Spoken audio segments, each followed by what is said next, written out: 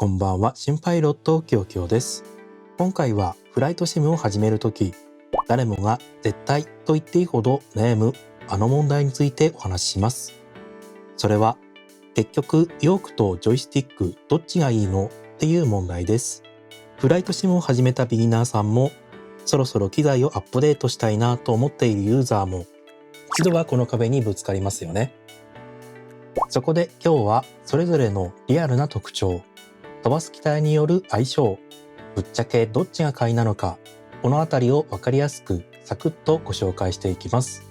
最後まで見てもらえれば、自分こっちだわという答えがすっきり見つかるはずです。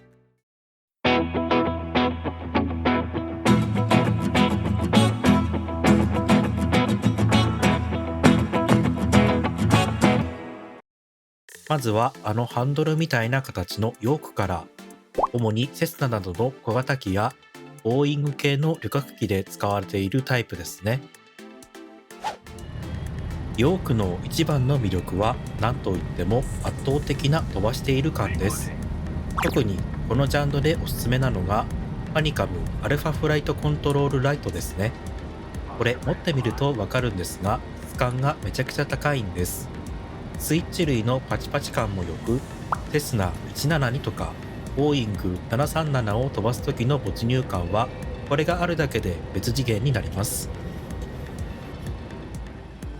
操作感もどっしりしていて、巡航中の微調整や着陸の繊細な操作がやりやすいのも大きな利点です。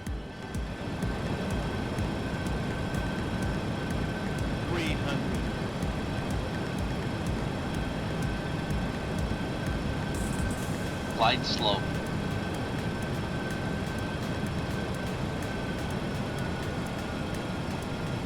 100.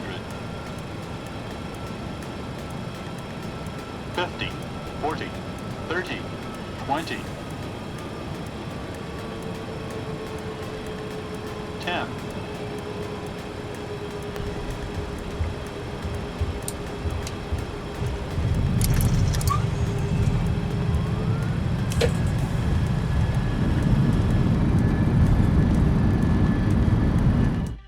ただ、もちろんデメリットもあります。一番は場所を取ること。机にがっちり固定しなきゃいけないので、設置と片付けがちょっと大変です。常時設置する場合はキーボードが打ちにくくなることも。あと、戦闘機やエアバスをこれで飛ばすと、なんか違うなっていう違和感がすごいです。また、ヨークにはラダー機能が備わっていないため、地上走行や横風が強い離着陸のためにラダーペダルをセットで買うのがお決まりのパターン。トータルのお財布事情はこちらの方がちょっと厳しめです。続いてはジョイスティック。戦闘機やエアバス機でおなじみの形ですね。こっちの最大の強みはこれ1本で何でもこなせる汎用性です。注目の製品としてはフォックストロットエイビエーションスティックなどがあります。スティックタイプを使い、戦闘機で激しいドッグファイトをするのもよし、エアバスでスムーズに飛ぶのもよし、小型機だって OK。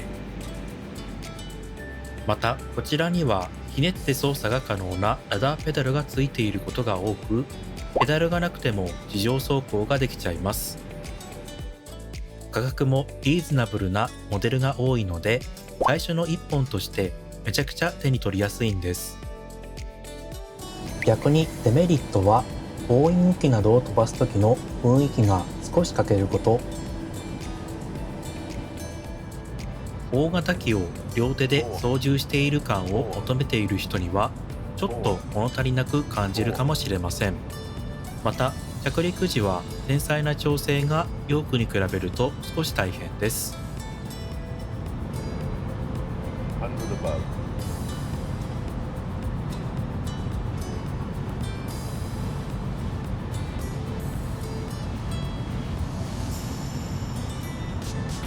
Minimum 200.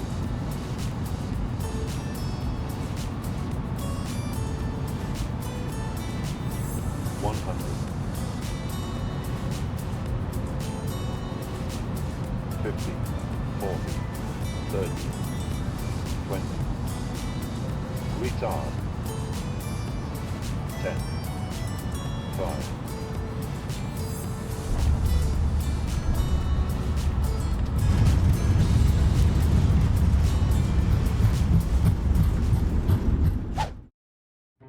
で、結局自分はどれを選べばいいのという質問になると思います。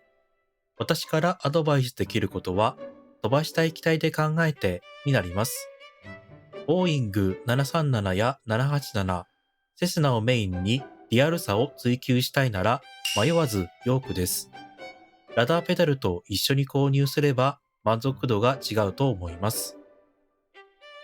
A320 や FA18、F16 などをメインにするならジョイスティック一択、シムと同じスティック感覚で楽しみましょう。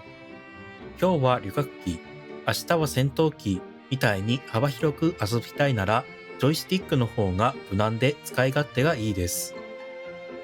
これから始めるんだけどどっちがいいと聞かれたら、私の個人的な本音として最初はジョイスティックをお勧めします。理由はシンプルに3つ。安い、設置が楽、何でも飛ばせる。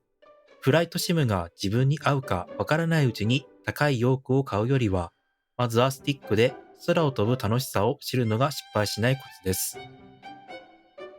それでハマって、やっぱりボーイングを極めたいってなってからヨークにステップアップするのが一番良いルートかなと思います。ただこれは私の考え方によるもので、どちらが正解っていうのはありません。自分がどんな空の旅をしたいかで選んでみてください。ちなみにフライトシムのデバイス選びでおすすめなサイトがアタッサショップさんです。高品質なハニカム製ヨーク、ジョイスティック、ラダーペダルを取り扱っています。気になった方、在庫の状況などは概要欄の URL から覗いてみてください。というわけでまとめです。